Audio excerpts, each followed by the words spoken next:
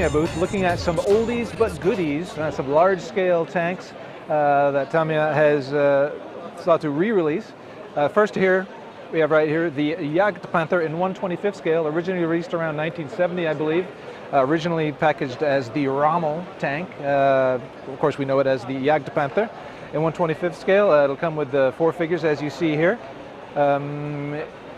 Vinyl Indy League tracks that you just snap together. So it's a great blast from the past in 1/25th scale from Tamiya. Now next to that, and even larger, we see here in 1/16th scale, Tamiya is re-releasing their Leopard A1A4 kit. Originally released, I think, in the mid-70s as a radio-controlled kit, but now it's being released as a static kit in 1/16th scale. In that large scale, there's plenty of room for adding your own detail to it. It's already nicely detailed. And both of these big scale tanks will be released in December from Tamiya. Checking out some more great armor kits at the Tamiya booth. First up is a Panzer 35T light tank. This is the tank kit parts are from Czech model maker CMK with some Tamiya added parts. We got a figure here with 3 different heads, some accessories. It also comes with Tamiya jerry cans and some other parts on there. The machine gun is also Tamiya parts. So a fine collaboration between CMK and Tamiya to bring the 35T tank to the armor-loving public. Now next to that here we have another Tamiya kit that's it's been out for a while, the StuG IV, StuG IV tank, but now they've added some parts to it to create the Finnish Army version.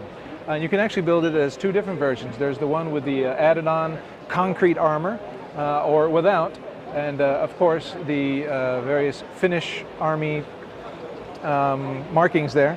And you can see in this sprue here is all specific to the Finnish Army version. We've got some add-on logs there, for anti-ditching logs, extra armor, spare tracks, and some other parts specific to the Finnish Army version. So we've got some good stuff coming down the pipeline from the folks at Tamiya. These are the CMK, the Panzer 35T will be coming out in December. The Finnish Army StuG will be coming out in November. So there you go, some good stuff coming from Tamiya.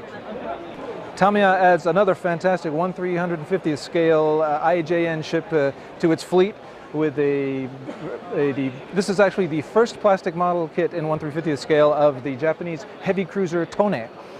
Cool thing about this kit is it can be built either, as you see up here, full hull or waterline. It's got amazing detail. There will also be some separate detail parts you can purchase for it to up the level of detail even more. Although the kit as it comes features a nice fret of photo etched parts, as you can see here. So this is a 1/350th scale Japanese heavy cruiser Tone coming at the end of November from the fine folks at Tamiya. We've got some great motorcycle action from the fine folks at Tamiya. Over here is the Yamaha YZR M1 2009 version. This is the Monster Yamaha Tech 3 version, as you can see here. All these cool parts. And next to that, you can see kind of rolling around on the ground here is a new figure in 1/12th scale of Valentino Rossi, 2009 MotoGP World Champion. This is a plastic assembly kit.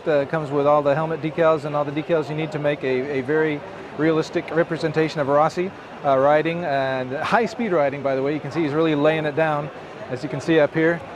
And now, for the bike for him to ride, there's the Yamaha YZR M1, again 2009 version from the Fiat Yamaha team, which is the bike that Valentino Rossi rode to the 2009 MotoGP World Championship. So all kinds of great bike action from the fine folks at Tamiya. Tamiya follows up on their fine 1978 Lotus Type 79 with the 1979 Lotus Type 79. As you can see laid out in front of me here, they've got the parts, sprues all laid out here. Includes a driver figure, some wires for wiring the engine, and all kinds of cool parts to make the 1979 version of the Formula One race car Lotus Type 79 from 1979. Now the folks at Tamiya have done exactly what the folks at the Israeli Defense Forces have done. They've taken a normal EZ8 suspension M4 Sherman tank, changed the turret, added some parts to it to create the M51 Super Sherman. Now what Tamiya has done here is it's an all-new tooled turret, a metal barrel to represent the 105mm barrel, long barrel of the M51 Super Sherman. mantlet parts, some extra parts, all these parts specific to the Israeli version, the ultimate version of the Sherman tank from World War II. This tank saw a lot of action in Middle East wars there. In the 60s, whatever, it was the penultimate, the end of the evolution of the Sherman tank with a 105mm gun, and is now available, or coming soon actually. When's it going to be released? It's coming out in November in 1/16 scale. Full operation radio control. It includes sound, the recoil of the gun, of course moves forward, backwards, turns left and right, can pirouette on the tracks.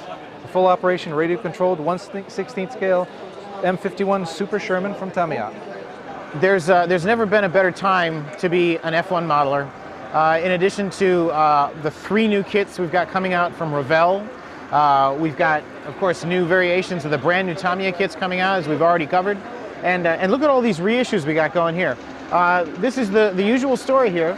Tamiya is reissuing their M23 in both scales, both in 20th scale and in 12th scale, and also the Wolf WR1, again, in 20th scale and in 12th scale. And as usual, what they've done is they've created all new photo etch parts, built up a lot of the details. It's the same basic tooling, but all the details have been refreshed and made new again.